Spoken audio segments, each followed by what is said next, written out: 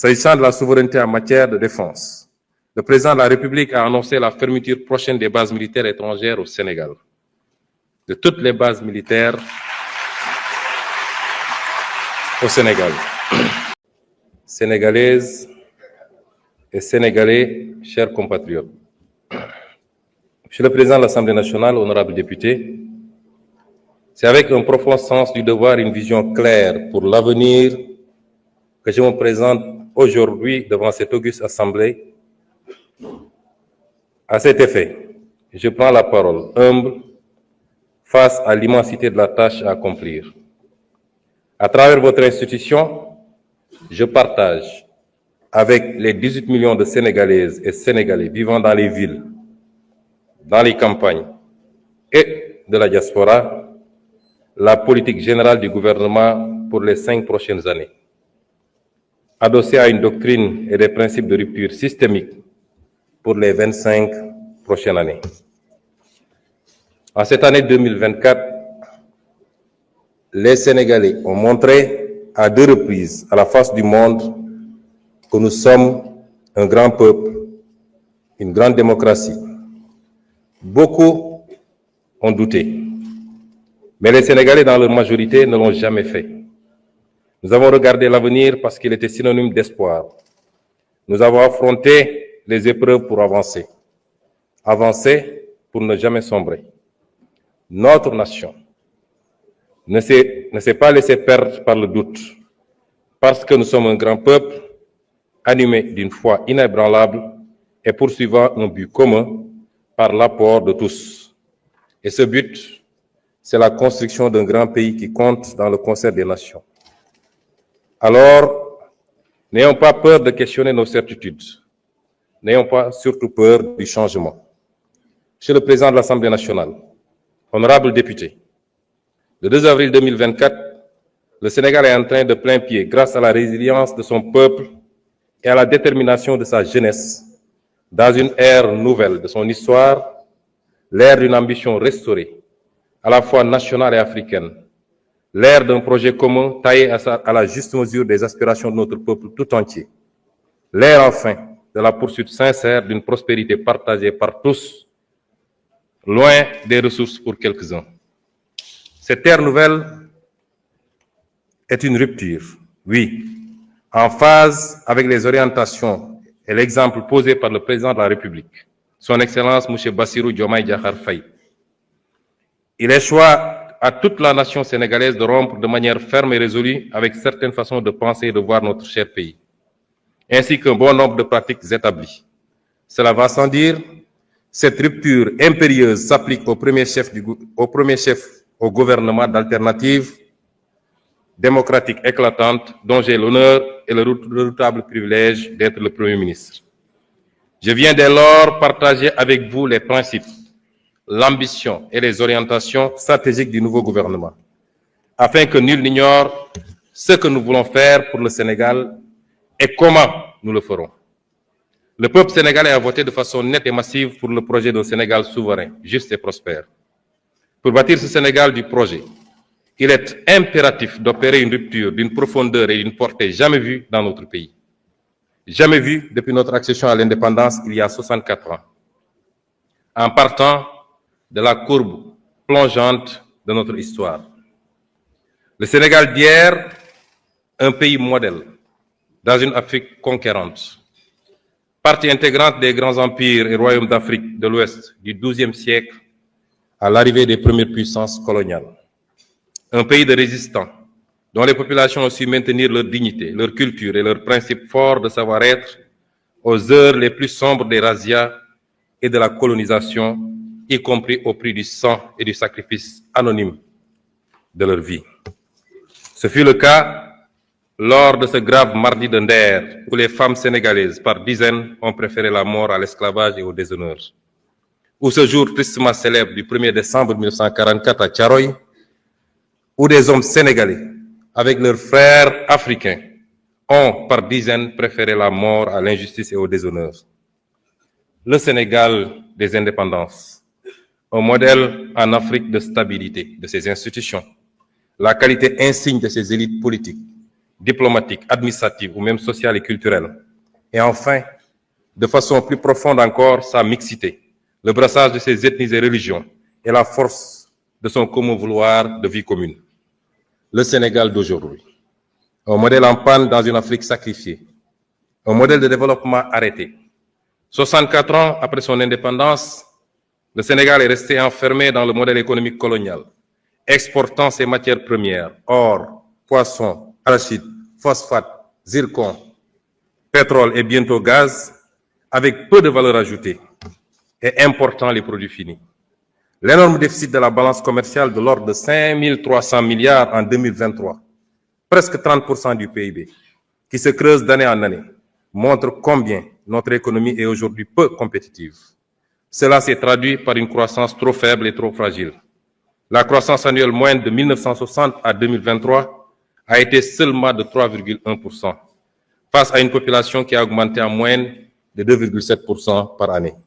Le revenu réel par habitant n'a jamais décollé, et les Sénégalais sont aujourd'hui quasiment au même niveau de revenus qu'au moment de l'indépendance, voire plus pauvres, si l'on tient compte de toutes les richesses qui s'expatrient avec les revenus des investissements des groupes étrangers. Cette faible croissance est par ailleurs concentrée sur quelques zones du territoire, notamment le triangle Dakar-Thiès-Mbour. Au final, la triste réalité des chiffres depuis l'indépendance montre que notre pays est enfermé dans un cercle vicieux de sous-développement et de pauvreté, avec des matières premières locales peu valorisées, un secteur privé national qui ne décolle pas, des filières peu compétitives, une croissance structurellement faible et fragile et un territoire national peu aménagé et pauvre. Un modèle social en crise aiguë, avec notamment une jeunesse désabusée, sans perspective dans son propre pays. Chaque année, le nombre d'emplois formels créés est très largement inférieur au nombre de jeunes arrivant sur le marché du travail. Une justice où l'action de quelques-uns a fait perdre la confiance de presque tous. Une école où l'on désapprend bien souvent et où l'on déséduque encore plus. Un modèle démocratique fortement fragilisé qui a su rester debout grâce à la résilience des millions de Sénégalais, d'est en ouest, du nord au sud. Notre peuple, notre précieuse démocratie a vacillé, mais elle a tenu. Dieu merci. Hommage au peuple sénégalais, en particulier à sa jeunesse, pour la lutte qu'il a menée pour préserver ce modèle démocratique. Cette force vitale pour la résistance démocratique. Chers jeunes, chers concitoyens, nous devons désormais la mobiliser pour le développement du pays. Toutes ces régressions que je viens d'énumérer de notre pays s'illustrent de la manière la plus dramatique dans la situation que nous avons héritée du régime sortant. Je m'en vais vous faire en quelques lignes l'état des lieux et les mesures immédiates de redressement, puisque le programme ou les projections que je vous ferai plus tard ont déjà démarré depuis 8 mois.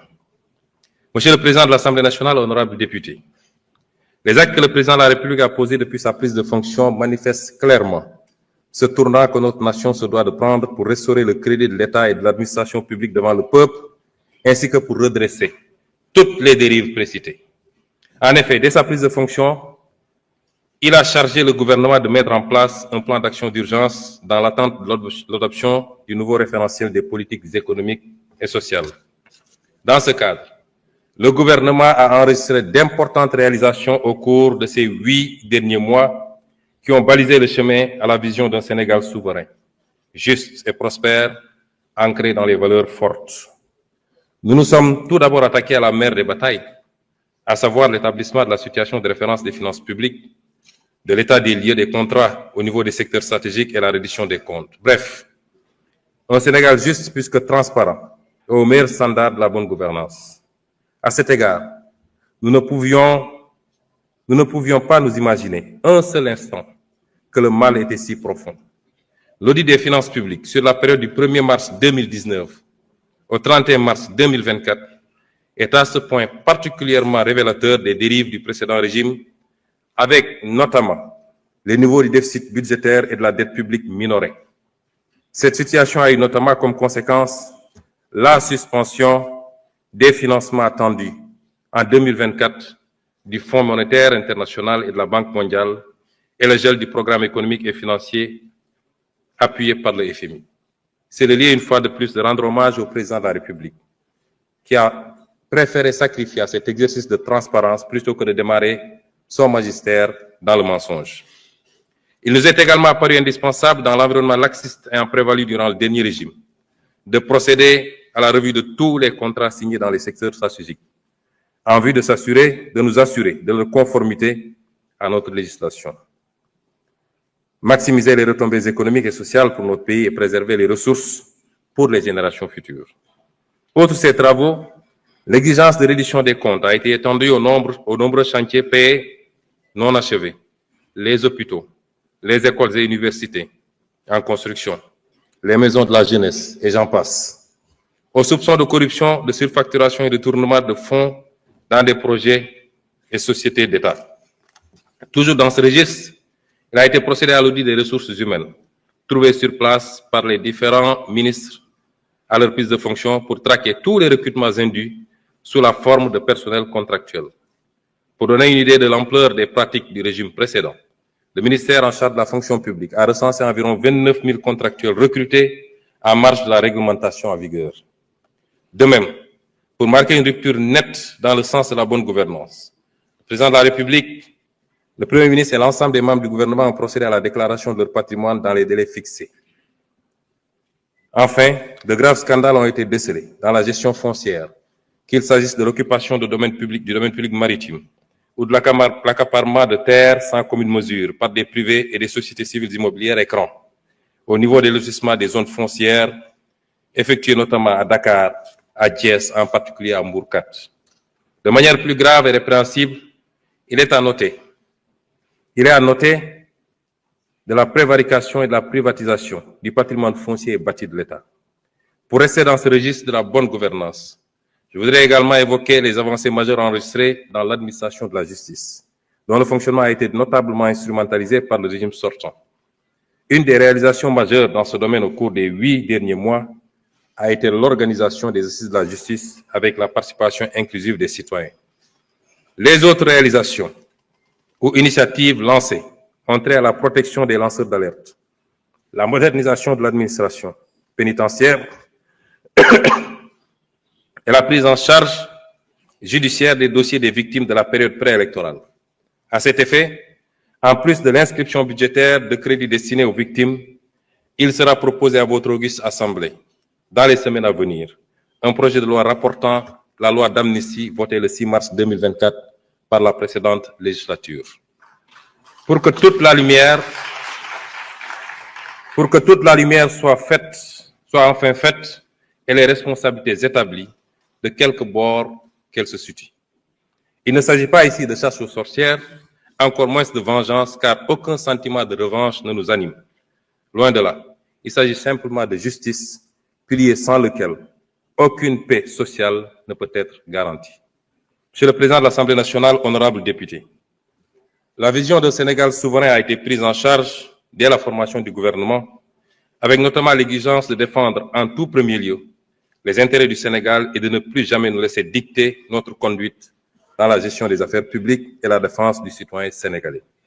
Il en est pour preuve les positions ouvertement affichées par M. le Président de la République dans les instances internationales, que ce soit à la tribune des Nations Unies, au Forum mondial pour la souveraineté et l'innovation vaccinale, au sommet des Jeux olympiques du développement durable, aux réunions de l'Organisation de la coopération islamique.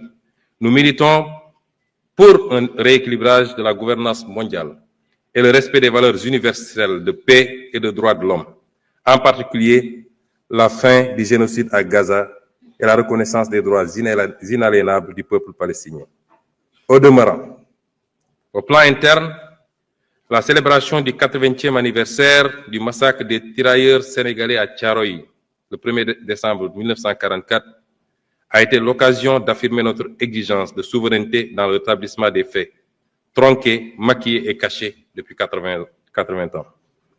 Le non-renouvellement à l'expiration de son délai, le 17 novembre 2024, des accords de pêche qui lient le Sénégal et l'Union européenne marque également notre volonté unilatérale de défendre les intérêts de notre pêche artisanale, de notre armement national et de notre industrie locale de pêche. Concernant la souveraineté monétaire de l'Union monétaire ouest-africaine, notre gouvernement a eu des échanges avec la BCEAO sur l'état et les perspectives de mise en œuvre de la réforme du franc CFA. S'agissant de la souveraineté en matière de défense, le président de la République a annoncé la fermeture prochaine des bases militaires étrangères au Sénégal. De toutes les bases militaires au Sénégal. Enfin, pour ce qui est de la politique étrangère du Sénégal, de nouvelles bases ont été jetées, à savoir le retour à l'orthodoxie dans la représentation diplomatique sénégalaise à l'étranger, avec l'accréditation de diplomates de carrière ainsi que le focus mis sur le renforcement des liens de coopération avec les pays africains. Monsieur le Président de l'Assemblée nationale, honorables députés, le renouveau du Sénégal au plan intérieur et extérieur ne peut réussir sans une administration publique efficace et dotée d'éthique et de déontologie, ainsi que des sociétés publiques et parapubliques régies par une stricte gouvernance financière. Cela a été martelé par le président de la République et suivi d'action. À l'issue du premier Conseil des ministres, avec sa lettre du 8 avril 2024, transmise individuellement à chaque agent de l'État pour les inviter à la droiture, la probité et l'exemplarité, toujours au travers des principes du Jubal et du Jubbanti. Nous avons écouté et compris, Monsieur le Président de l'Assemblée nationale, honorables députés, la demande citoyenne pour une meilleure gouvernance du pays. Mais nous avons également accordé une priorité au cours des 8 derniers mois à la demande sociale des Sénégalais qui veulent une meilleure qualité de vie. À cet égard, nous nous sommes attaqués à la vie chère en mettant en place, dès le mois de juin 2024, dans un contexte de finances publiques en détresse, des mesures de réduction des prix de denrées de première nécessité. Concernant le coût du carburant et de l'électricité, les mesures utiles ont été prises pour le rétablissement de l'orthodoxie dans la passation des marchés d'approvisionnement en hydrocarbures et la diversification de leurs sources. S'agissant du cadre de vie des Sénégalais, notre gouvernement a engagé depuis le mois d'avril de fortes initiatives pour la gestion des inondations et les crues, pour le fonctionnement régulier du ramassage des ordures